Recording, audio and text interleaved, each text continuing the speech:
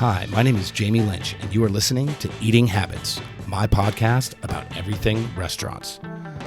I will explore the human element of the hospitality business, and I'll talk to the who's who in restaurants, explore their stories, and hear what's on their minds in the ever-changing landscape of the food and beverage industry. Hello, Eating Habits listeners. This is Jamie Lynch. Welcome to another episode. This week, I will be talking with my fiance, Corey McGovern, about the second annual North Carolina Department of Agriculture's Chef's Field Trip that happened last week up in Oriental, North Carolina, where I participated with, 20 other chefs or something. On this field trip they put together to meet local purveyors, fishermen, farmers, and just get together and talk about North Carolina products, what's going on in the food scene in North Carolina, and just kind of get together and hang out. It was a lot of fun. I met a lot of cool people, hopefully some people that I'll end up interviewing on the podcast here, not in the not too distant future. But the highlight for me was, getting out on the water with some of the fishermen, seeing how they do what they do. And I actually hooked up with one of the local fishermen who has a distribution company in Jacksonville, North Carolina, who is actually delivering fresh fish right off the boat to my restaurants in Charleston today. So that's super exciting. Hey, Corey. Hi. Good morning. How are you? I'm sleepy, but I'm good. How are you?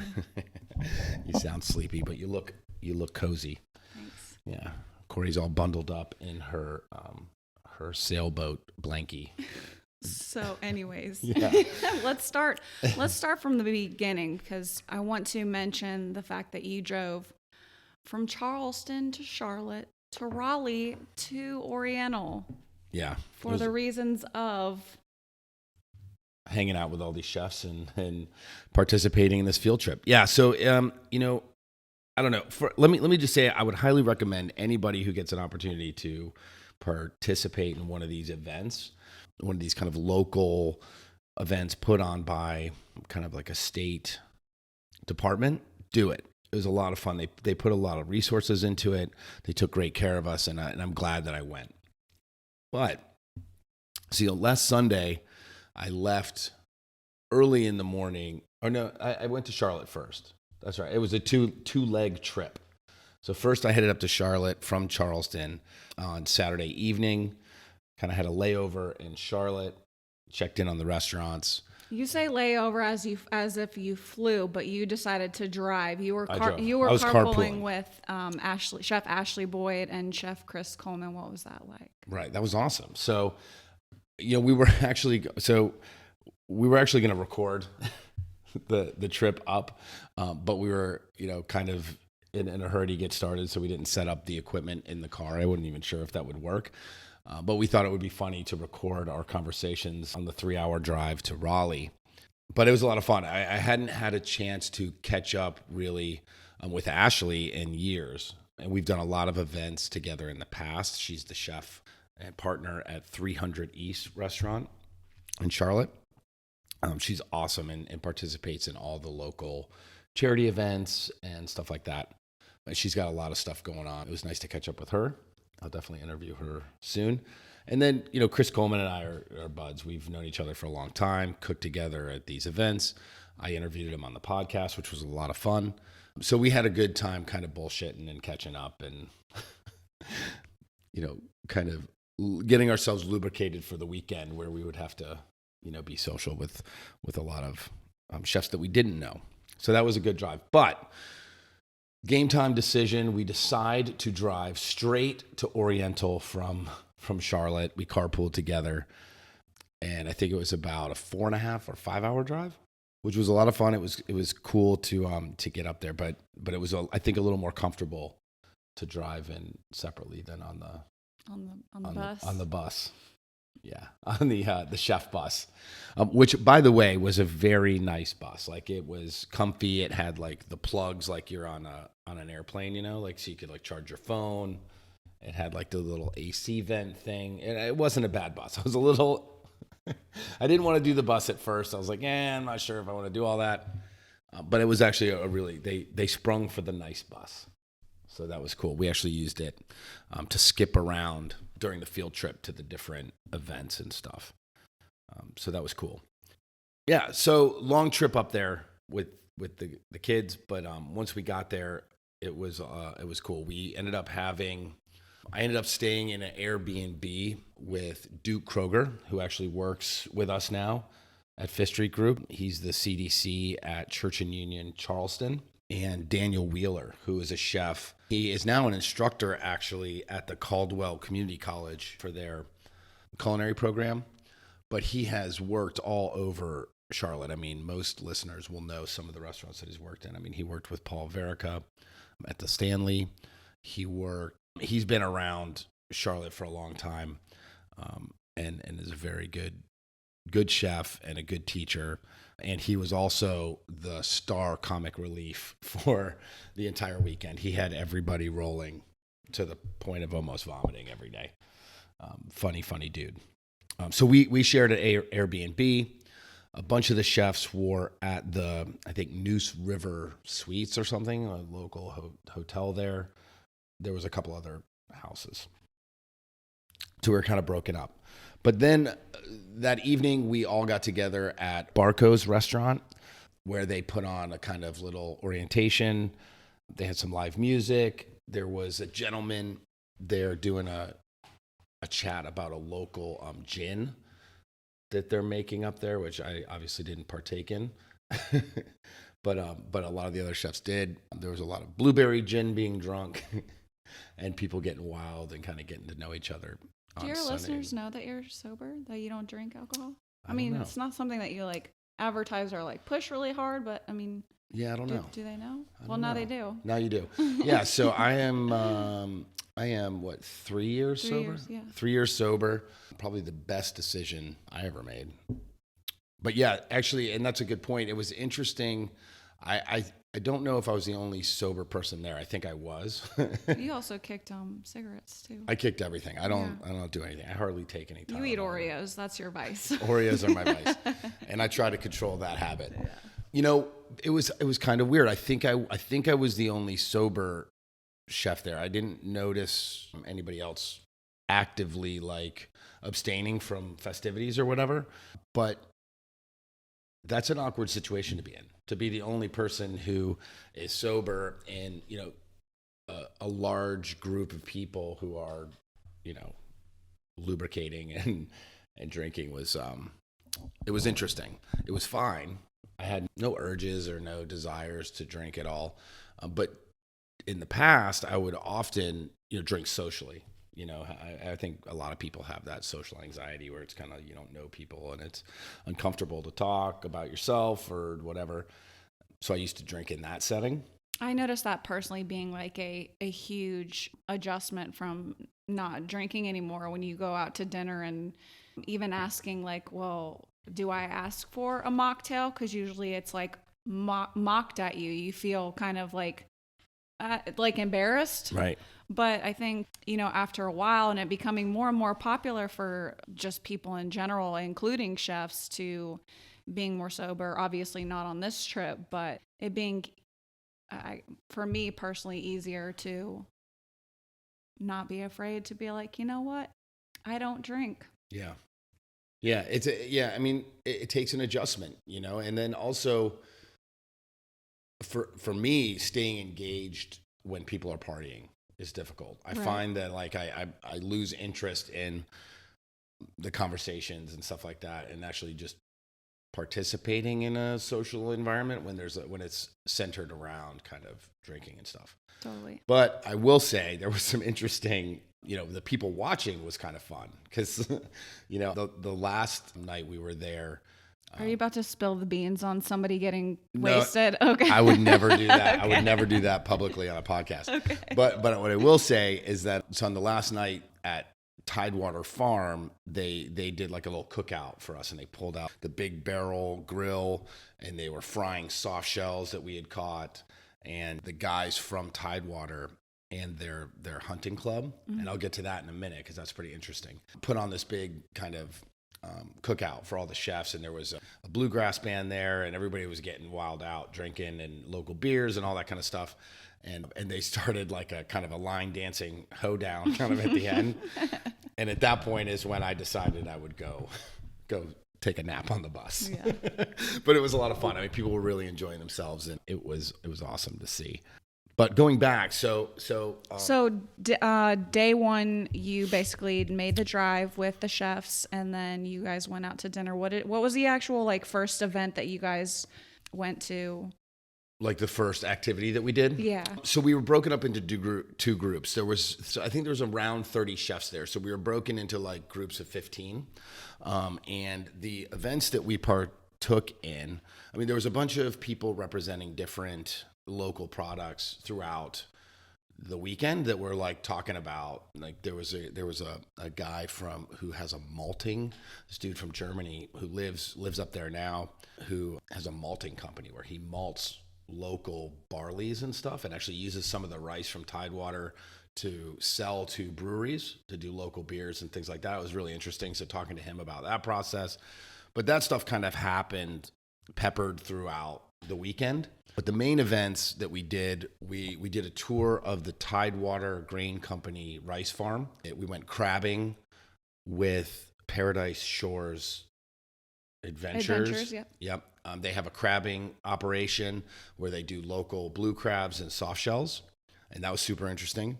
And then we went out on a local fishing boat where they did some netting, like inshore netting. We were targeting speckled trout. That was super fun to see how they do that. I wanted those fish bad. They were beautiful trout.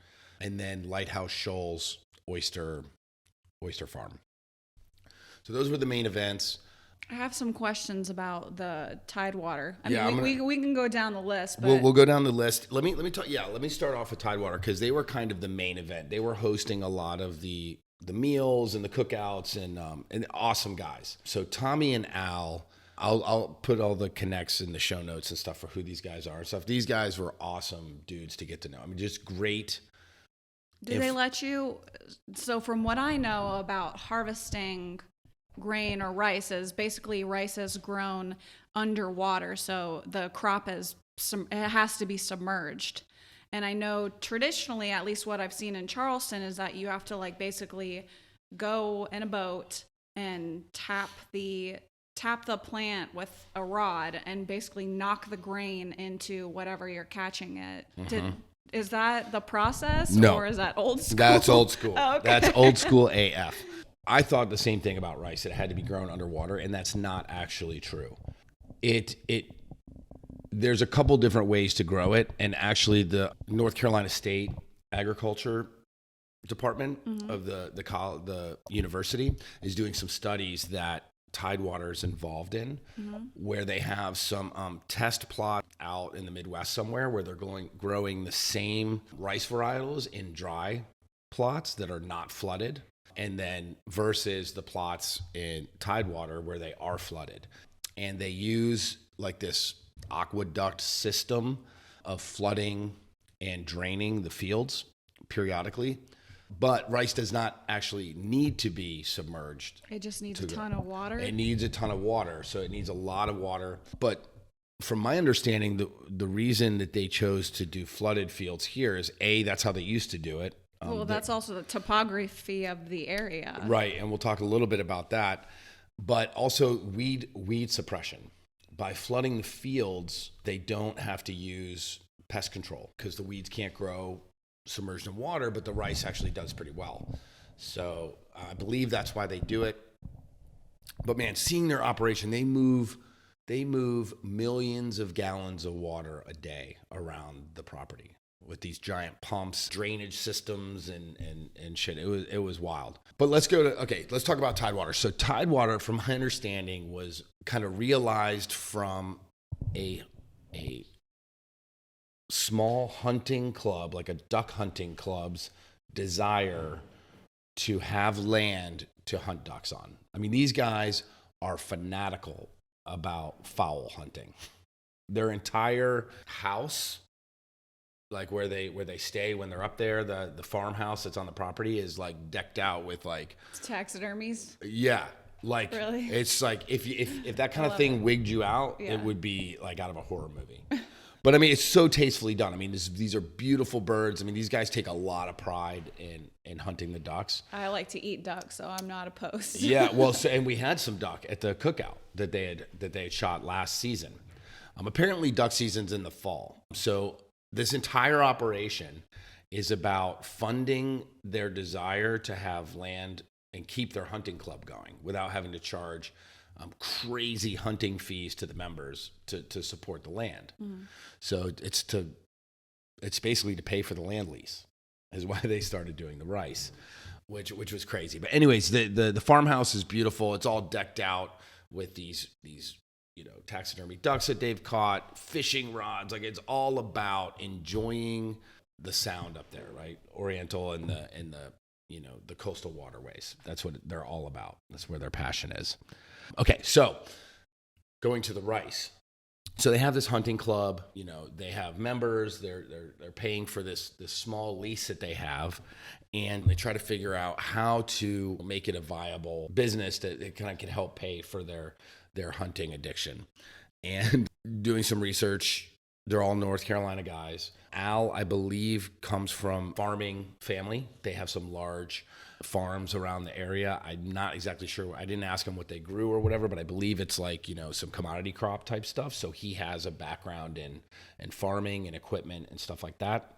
They were super passionate about finding a product that would celebrate the history and agriculture of the area, which kind of led them to, I guess, rice used to be grown in this area back in the early days. So it kind of led them there, which sent them down a rabbit hole of like, what kind of rice grow there? What kind of this and that? And it just so happened that the land that they had was on a ridge, like a natural ridge that flowed in either direction down to two rivers that would empty into the Pamlico Sound. So it made sense to do rice there because they would be able to flood that ridge area and then be able to naturally drain it over time. So they're like, oh, rice is the way to go. And I believe that led them to Anson Mills. Anson Mills, who, Glenn Roberts and Anson Mills started the whole Charleston Gold and Carolina Gold Rice Foundation back in the day to bring those rice crops back into popularity. So they ended up working with those guys, learning a lot about it, and decided to go into their own rice business. So they are actually growing, I believe, 2 different types of rice out there right now. There might be more, but I think they bring to market the Carolina Gold is the main varietal that they're growing, of which we scored a couple bags straight from the mill, which was pretty awesome. And they do another. What is the other rice called? I can't remember. It's a long grain rice. Anywho, really good stuff. And the coolest thing about Tidewater, I think, to me, was that they handle the rice all the way through the process. So they do the growing, they do the harvesting. They actually built a mill recently, so they do all the milling themselves, and then they package I think in Winston-Salem is where they do the packaging, and then they distribute from there. So I thought that was super cool that they actually control the rice all the way through the process. And they are all about zero waste, total sustainability. They take all the byproducts from the milling, like the hulls and the bran and stuff from the rice as they're milling it, and they separate that stuff out through the milling process. And I'll have a bunch of pictures of that on the Instagram so people can see how that process works. But they sell that to like local farmers.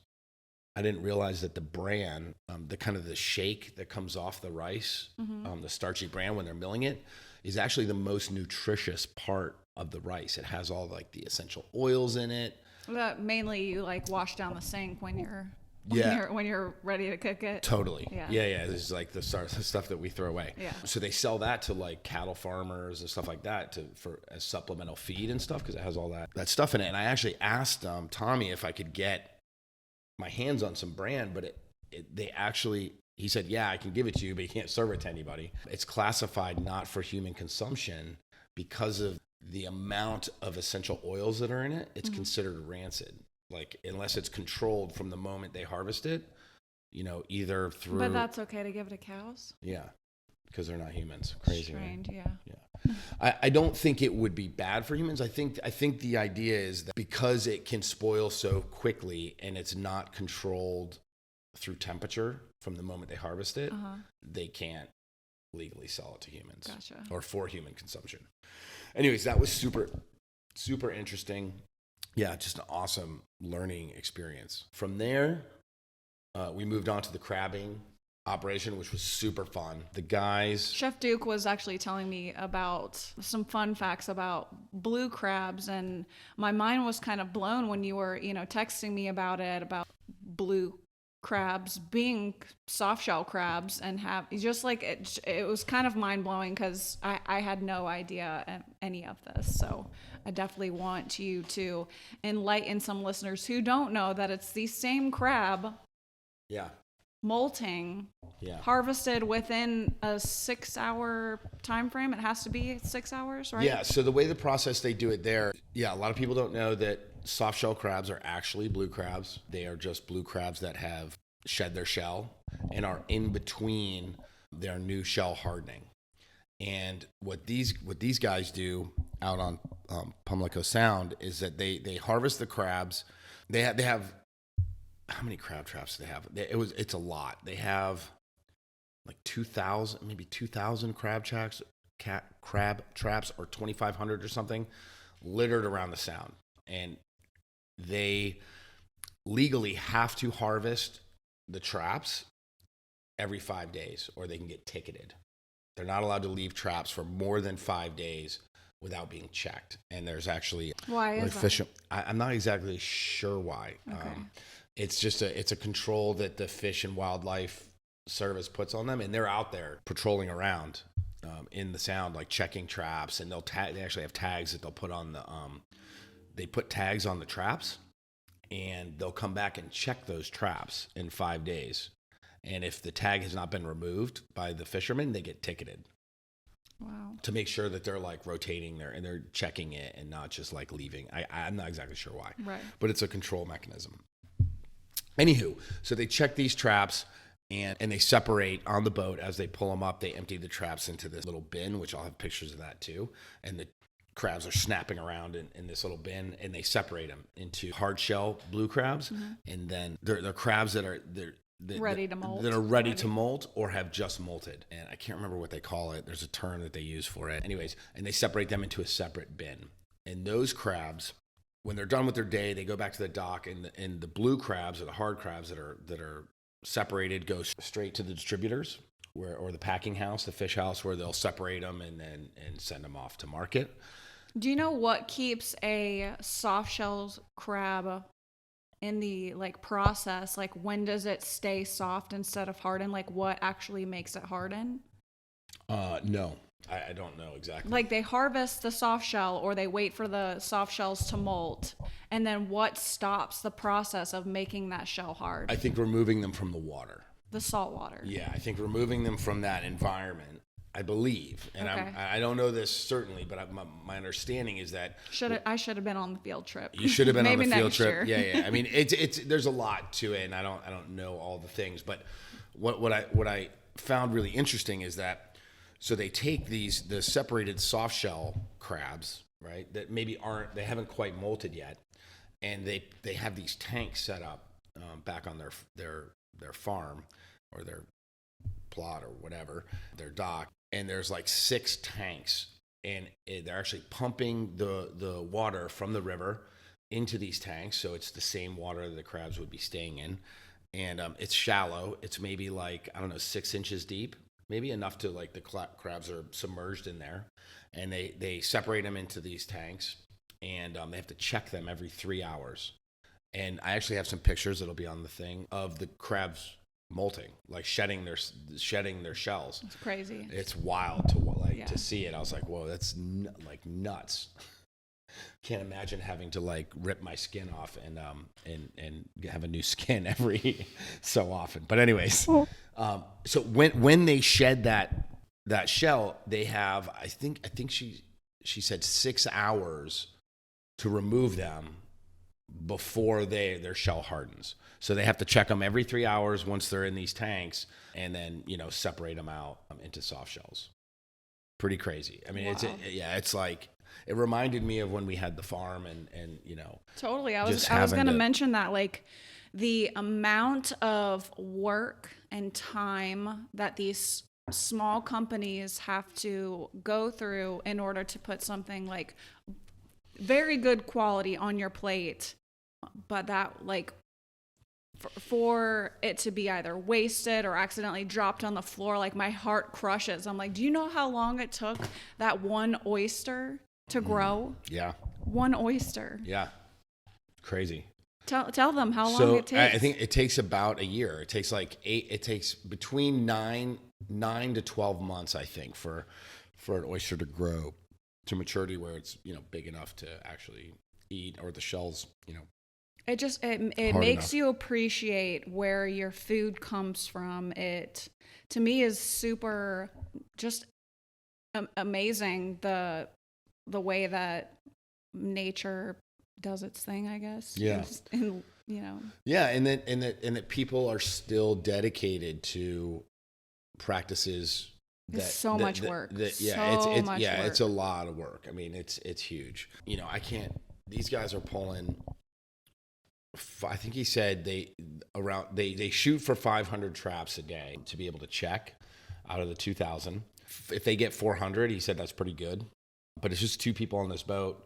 The skipper driving and kind of pulling the rope around a winch that kind of pulls the trap off the bottom, and then a sorter in the back who actually opens the traps, dumps the crabs out, sorts them, rebaits the trap, and drops it. It was really cool, and they have such a good system. I've cleaned blue crab too. It's not easy At the restaurants, right? At yeah, Tempest, it right? is not easy. Yeah. No, it's not easy. It is a very time-consuming. That's why crab's so expensive. I don't think people realize that. And I think that was a great lesson too about this, is like it adds so much value for me as a chef to the product when you meet the people that are doing it and how they care for it and the amount of attention and time it takes to do it. Like, $25 a pound is not that much for cleaned crab meat. I think it's something that every chef should learn, and I love the fact that they're, doing these events and field trips for chefs to learn all these things, because it makes you appreciate the food that much more. I mean, you guys already appreciate food, but to know where it comes from and how it's harvested and all of the work involved is like just kind of mind-blowing. Yeah. So that's a great segue to do a shout out for Chad Blackwelder. He was the gentleman who kind of got us on this trip, who helped organize the trip. He is the North Carolina Department of Agriculture Food and Service Marketing Specialist. So he's the one responsible for educating us and getting all these chefs together and putting these events on. So thank you, Chad, for that. You're awesome. Keep me in mind for the next one, and I'll help spread the word. But yeah, I agree with you. It's so cool to educate, and let people know that these kinds of things are happening in our backyard. They're available here. This isn't stuff that's coming from Maine. It's not coming from Boston. These are things that are happening right here, in North and South Carolina. Let's touch a little bit on the oyster farm that you visited and what that process was like and what you learned from that. Yeah, so they had a pretty cool setup. Who's they? It was Lighthouse Shoals Oyster Company. They were actually talking about when we were out there. They had a little floating barge out at their oyster lease. It's a very small operation. This barge had like a crane on top of it, like a small hydraulic crane. And then they had some stainless steel kind of rack system that went down, almost like 4 posts, stainless steel posts that went down into the ocean floor, or the floor of the sound. And then suspended at the top of that was like a scaffolding squared off grid, and in between each grid was a rack of oysters in the bags, kind of like the same way they do it, or a similar way that they do it at Low Country Oyster in the Ace Basin. But they had, I think there was 4 layers of bags in each section, and there were 4 sections per. So they are suspended. They're not like They are suspended, but they're suspended at top, and then they sort them by size and change them into larger mesh bags as the oysters get bigger, and they put less and less oysters per bag as they get bigger, so they have plenty of water flow and all that. But one thing that they said that was interesting to me, and I was a little confused by, and I need to follow up on, is they said that they actually drop them down to the bottom when they're almost ready to go, which confused me because the bottom would be the murkier water where it's muddier.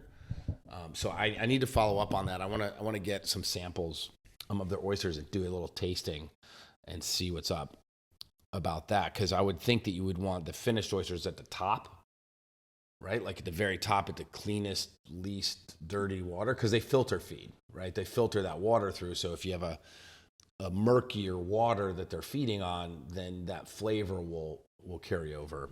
It might be colder the lower you get too. It could be. Yeah, I'm going to follow up with them and send them an email and get a little clarification on their process there. Yeah. But it was a cool little setup. It's really small. It's not a whole lot. I think right now they said,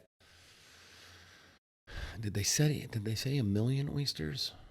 It's about 1 million oysters altogether in the farm, and they actually have not started harvesting for the public yet. We were tasting straight from the racks, and they were good oysters. They had a little bit of a buttery kind of flavor to them. The shells were very brittle. I was going to ask, were you able to shuck one of them, and how was that? Yeah, so I tried to shuck one from the back the way that we shuck typically, and I actually, there was no, where the hinge is, where the 2 shells come together, there's no crevice at all to like fit the knife in to pry it open. And the guy was actually shucking them from the other side, which I was like not into. It was cool to see him do it, but I did not like the technique because it actually cracks the shell. Gotcha. So you have to pick the shell out because as you gum from the lip of the oyster rather than the hinge in the back, it's very brittle there where it comes together, and so you kind of have to like jimmy it open, and it was like kind of cracking the shell and getting pieces of shell in there. So I don't know if that is a characteristic of this particular oyster or where they're grown, or just where they were at in their growing. If they were ready. I don't think they were ready for market yet. So they maybe still had a little bit of time to harden up, shells harden up and stuff. So I don't know. I'll follow up question that as well.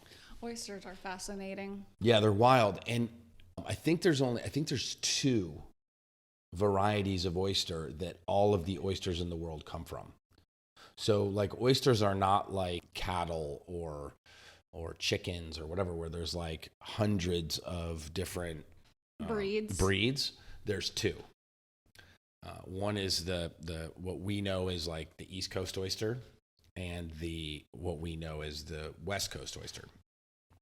And the difference in the oysters is not the breed, but where they're actually grown. Right. So every grounds, or whether it's a fishing ground where you get wild oysters or a farm, has different salinity levels, different water flows, different fertility of the water, like how nutritious the water is, that affects, and then also like, different levels of nitrogen and oxygen, all those kind of things, I think that affect the flavors of the oysters, which I find completely crazy. You can definitely taste it, though. Oh, yeah, 100%. I mean, a little blind tasting. I think you could pinpoint where the oyster was grown most of the time. Yeah. I think you could definitely, at least a region. I mean, I couldn't tell you what farm it came from, but I could probably tell you, if it's a northeastern oyster or a northwestern oyster, or a southern oyster or a Gulf oyster, which I do not like Gulf oysters. I know that. my preference is no go on the.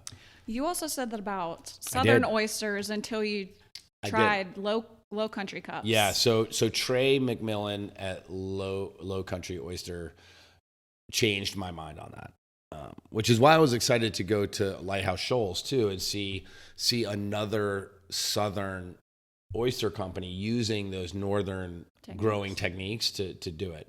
Yeah, my brain, moving down here from the north, years ago was that southern oysters were muddy and nasty. And the wild ones are. I would say a lot of them are. Yeah. If you get wild southern oysters, they are muddy and disgusting. I mean, they grow in the yuck mud, in this sulfury mud on the coasts, and you got to pressure wash them to get it off, and they just taste like dirt to me. And that was my impression. But what these farmers are doing now with these suspended cages in these like hyper nutritious estuaries on the coast are producing really excellent oysters. And not only that, oysters help to filter out all the impurities and crap in the water. So it's great for the environment. And they grow so fast down here because the water temperatures are warmer. What's crazy is that they do that for the water, but for our consumption, they're just as healthy for us as they are for the water. It's like a wonderful, crazy, creepy little thing in a shell. It is mind blowing. They are amazing organisms. Like I can't wrap my head around it because I'm not like a biologist, but I want to talk to a marine biologist and learn. I want to understand how they do that. Right. Like I understand that they filter the water and remove like the stuff from it, but like I was walking down the mega dock in Charleston, watching them.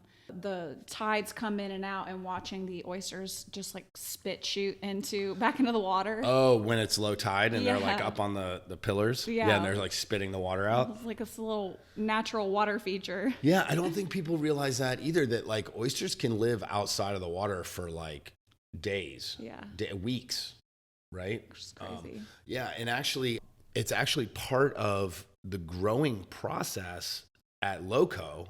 I don't know if these guys at Lighthouse Shoals are doing it. I'll ask that too. I'm gonna make a note about that. That they pull them they pull them out of the water basically to strengthen and like tighten their muscles. Right. And to help firm up their shells. Their shells, too. Right. Yeah. So and I never knew that when we were visiting with Trey, and he had these like just bags and bags of oysters out like on the dock, just sitting, and they're just like, shooting the shit with us, like, hey, what's up? I'm like thinking to myself as a chef, I'm like, yo, don't those have to be in the cooler? Like, bro, like either put them in the water or in the cooler. Like we can't just leave shit around. And I asked him about it, and he explained, no, that's part of the process because the oyster, when it's out of the water, like at high tide or low tide, right, when the water's down and the oysters are exposed, they cinch up those their abductor muscles to close that shell tight to keep the water inside and protect them, which actually makes them meatier. And I think it has to do with the cup too, right? Doesn't it deepen the cup when they do that? I think so, yeah. So if you see the oysters that are more flat, like blade-like, they probably have not been out of the water. When you get those deep cups, those are probably ones that have had. It's wild. They work out a lot. They work out. Yeah, they're toughies, little toughies. All right, so day 2, I hope I didn't skip anything. I don't know your entire timeline of we went on the trout trip. Fishing. I do want to cover the trout. Gotcha. So we went out on this little boat, and it's like a little in-water, like flat-bottom boat with like a big wheel on the back of it. On the wheel is spun a net. And the fishermen, they add, depending on what fish they're targeting, they have different size nets, and stuff like that. What we were fishing this day was speckled trout. Basically, it's 800 yards, I think, or 600 yards of net. So it's pretty long. I mean, it's like 6 football fields long. And on the very end, there's a buoy that floats. And on the bottom of the net is a weighted line. So it drops to the bottom. And you basically just get to wherever you want to fish. I think we were about... Are these farmed fish or these... No, these are wild. This is wild fishing, yeah. And they have like their different spots, like I guess when you grow up on the sound like that. You just kind of know where the fish are at different times. They move around. So like depending on what time of year it is. Or they just have a really dope fish finder. Yeah, you could have a dope fish finder for kidding. sure. I mean, I guess. I'm just kidding. I think there's a lot of local knowledge that goes to it, and you'll Yeah. understand why in a second when I explain the process. It was a joke. Yeah. They picked their spot, and I think we started out. We dropped the buoy probably, I don't know, maybe 25 yards from the shore, and it was pretty shallow. I think it was probably about 6 or 8 feet deep. Like it wasn't very deep where we were at, and it has a little outboard. It has a powerful outboard motor on the back, so it's flat bottom, so you can get in real close to shore on these things. So we were about 25 yards maybe from the shore, and we dropped the first buoy, and then they slowly kind of like arch out away from the shore and loop around, slowly dropping, wheeling this net into the water behind the boat. And it has different colored tags on top of the line. So as you're letting it out, okay, we've let out 200 yards, 300 yards, and they're kind of tracking how far. And once they get to like the last 100 yards, they start to loop back towards the shore and they leave a gap between the shore and the last part of the net so they can bring the boat inside or outside of the net. Did they get a lot of bycatch with that technique? We got, I think, well, I'll get to that in a second. Can you explain also what a bycatch is? Yep. Let me finish the process and then Okay. I'll answer that question, because I was wondering that too while we were doing this process. I was like, wow, this seems like Right. it's kind of gnarly. Yeah. So then they drop the last bit 600 yards away with a little gap between the shore and the net so that they can bring the boat on the inside of the net or on the outside of the net. Okay. And then, so the net's there. We kind of regrouped out there, and then they take the boat on the inside of the net and they just throttle it like as fast as they can, and they start doing donuts. So it's like super fun. And what they're doing is they're stirring up the mud and stuff on the bottom. Okay, and they do that all along the net. So we kind of cruise back and forth along the net, doing these donuts and stuff, stirring up all the mud and stuff on the bottom, so the water gets super murky. And what that does is it clouds the vision of the fish. So now they can't see the net floating there. And then they go on the outside of the net and they start, blazing the boat back and forth, and they go inside the net and they blaze back and forth. Gangbusters. And they're just throttling it up and down the length of the net through this murky water. And what that does is it spooks the fish. They move out to the edge and they try to escape, and they get caught in the net. So I feel like that's a fairly common technique, though, with Japanese fishing. I mean, I guess just fishing in general, fishing techniques of like basically corralling them and confusing them. Yeah, I mean, like there is a festival in Spain, on the coast of Spain, where they catch the tuna like once a year in this huge like festival, and it's like and the line that they use to corral them into, these tuna when they're migrating, is like miles long, and I can't remember the name of it. I read about it in Dan Barber's book, and it's just wild. He has a really great depiction of this ancient fishing practice. But yeah, I think they've been doing this kind of thing for centuries or whatever. Is this company? What is the company? I don't know. I don't think they were represented like on the. I'm assuming it's like there's regulations about like how much you can fish, yes, how much you can 75 speckled trout a day is their catch limit. Okay. And if they catch them, so I'll get to that in a second. Okay, let me. Sorry. So you blaze back and forth. They to scare the fish into the net, and then they go back to the end of the line where the last part they dropped, and they bring it on the front of the boat through. They have these 2 metal posts, and they hook it back to the wheel, and they have a motor on the wheel, and they start slowly motoring, into the net while they have the motor, and it pulls the net onto this thing. And there's a huge tub that the net kind of goes over as they're wheeling it back onto the wheel that they can put the fish into. And so as they pull it up, there'll be a fish or 2 caught in the net. They stop the motor, they pull the fish out, put it into the thing. Now, we caught on our trip, I think 21 trout or something on our one drop of the line.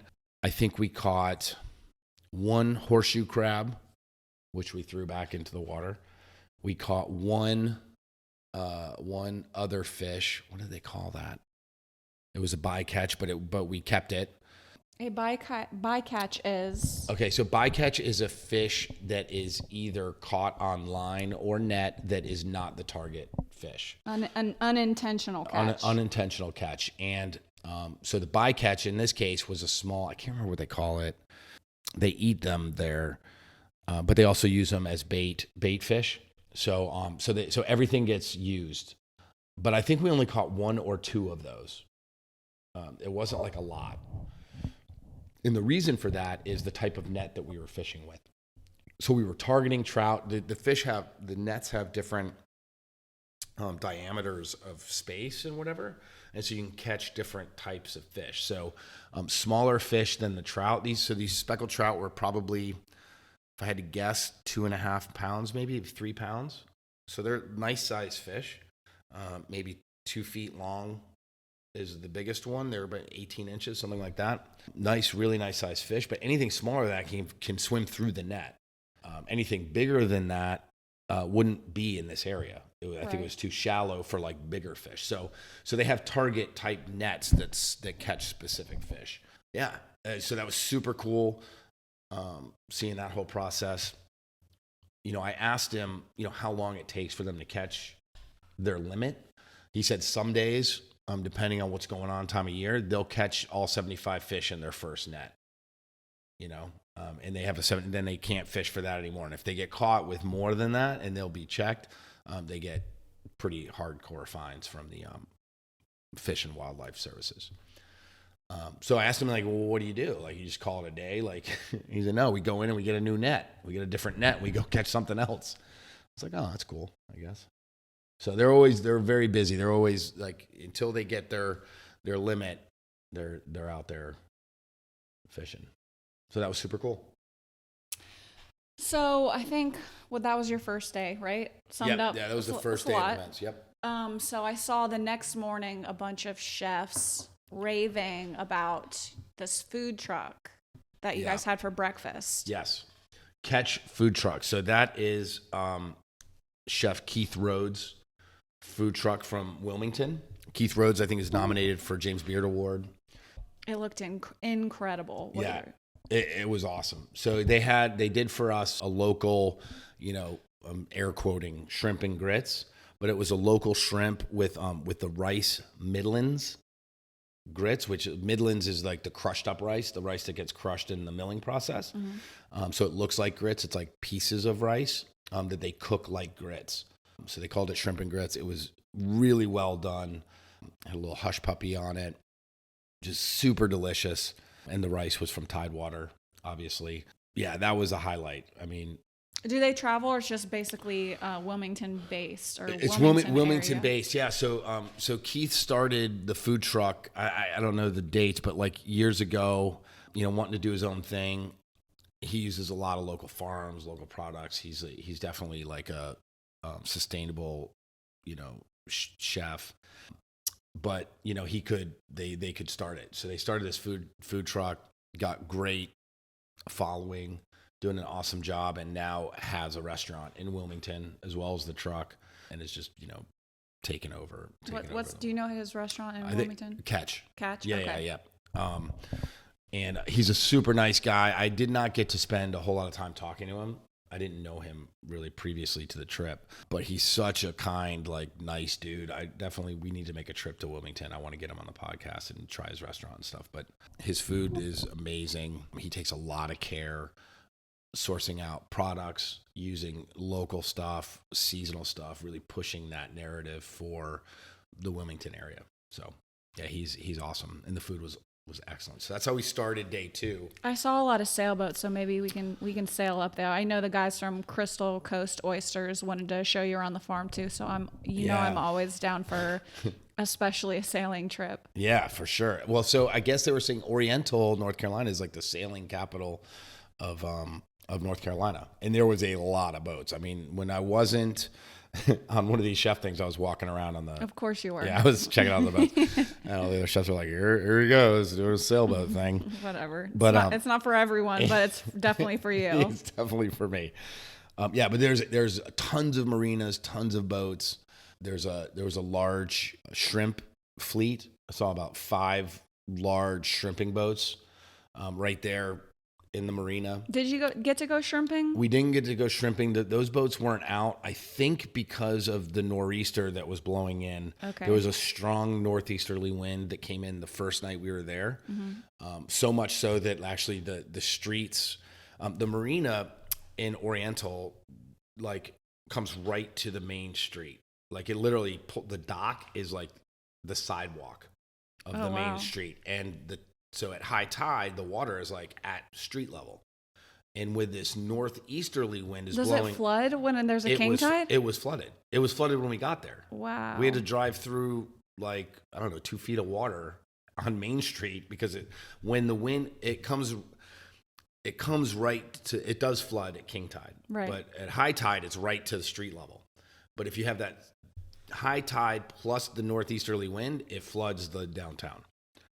They were saying it happens all the time. So they're just, everybody knows what the weather is, like what the weather's going to be like. Yeah. So they know whether they got to bring their high boots or not.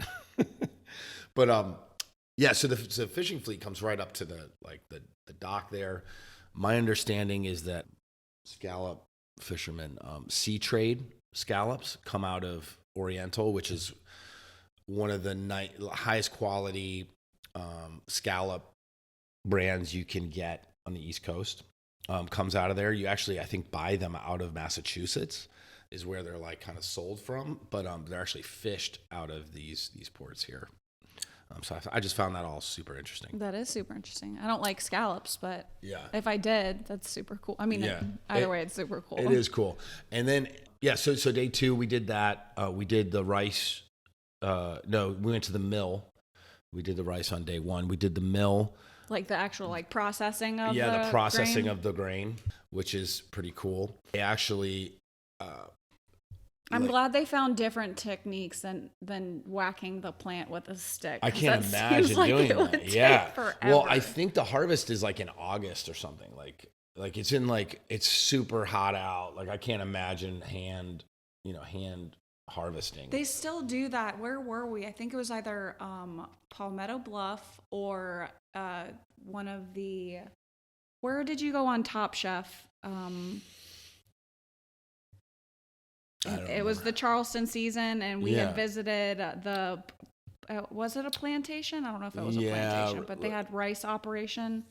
Either way, they still use that technique. Yeah. And just mind-blowing. Yeah, for like a super artisan rice product. Yeah. Yeah, I can't imagine doing that either. That's crazy. But at Tidewater, they drain the fields like when the rice is ready. Mm-hmm. I learned this. The Carolina Gold comes from the color of the top of the plant. Mm-hmm. When it's ready, turns this so when you're looking out into the field, the stalks are all green, like a grass, right? Mm-hmm. Like a thick grass. And then the very tops become this golden little tuft of grain when they're ready. And so when you look out over the field, it's like this golden hue kind of covering these green stalks, and that's how they know it's time to harvest. That's cool. Yeah. So at that point, their time is limited. I didn't realize this either. They have super limited time to harvest because the water content of the stalk, like the plant is so heavy at this point when the kernels are plump and ripe at the top, that the wind, if a wind comes through, it'll blow the plant over. So now it's laying down. It's not super tall. And the harvester they use cuts the top of the plant off. So if the plants fall over, they're kind of screwed. They lose these portions of their harvest. So they drain the field. As soon as it's dry enough that they can drive their big tractor thing on there, they go out and they just chop off the tops. The combine chops off the tops of the plants, and then they harvest it into these trucks, take it over to their... they take it to another plant about 7 miles up the road for drying. They have these like, we didn't actually go to the dryer, but the way they described it is like these large metal screened trays, giant trays that you spread the rice out in. Oh, like the sifters? Yeah, it's almost like a sifter, and it basically has continuous warm air that blows over it, like real gentle heat to like dry out the moisture content of the rice so it doesn't spoil.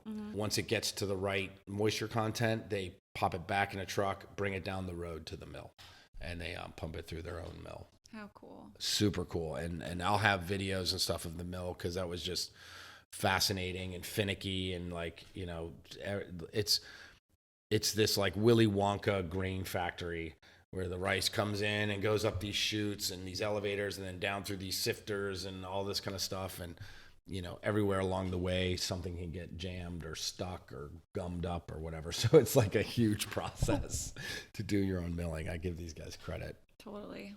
So that was that. And then I highly recommend anyone, just anyone. It doesn't matter if you're a chef, if you eat food. It comes from somewhere. And a lot of farms will do farm tours to educate people, get them interested. It obviously brings attention to locally grown product, which we want to support in general. And I think it is something that everyone should take time and do. Their day off, they're not day off, whenever. Totally. I mean, I think to me it's fascinating, and I think understanding where your food comes from is such an amazing thing to experience, and it gives you it actually, to me, it improves the experience of eating. Absolutely. You know, like knowing either the places or people or, you know, the techniques in which my food was grown or caught and cared for makes me enjoy the food that I eat more. Yeah. And I think that that's something that we kind of miss in the US a lot. Like, people are very disconnected from their food source, and that's sad. Because that's not the case in most of the world. People are very connected to their food source, and that appreciation and just, you know, the enjoyment you get out of the foods you eat. I think for amazing. such a long time, the media marketing industry kind of like flooded all the negative things of like larger companies and what they did. And I think it's not how local farmers necessarily practice.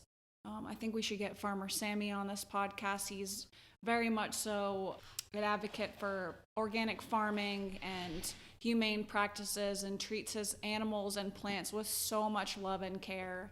And I think it's a really beautiful thing to research and to spend time with, and not necessarily turn on Netflix and watch how shitty Purdue treats their chickens. Yeah. These like factory farms are just yeah.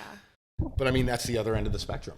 You know, I mean, that is how the majority of food in the U.S. is being grown, handled, or whatever, distributed, which is sad. And you know, that gives me just another level of appreciation for what these guys are doing. Absolutely. At the, you know, North Carolina NC Department of Agriculture is taking a lot of care and effort into helping us understand and support our local farmers. So, mad props to them. Thank you so much. Yeah, I'll leave a whole list of the chefs that attended. I can't say it enough. I had a great time. I met a lot of cool chefs. I will definitely follow up with many of them and see if they want to share their stories with all of you. That's it. I hope you guys enjoyed the show. Thanks for listening. Yeah, if you have any questions, leave them in the notes, and we'll try to, maybe we'll do a live chat here in the next couple weeks or so, and answer a bunch of questions that anybody might have about what we're doing and what's going on. All right, take care. Bye. Bye.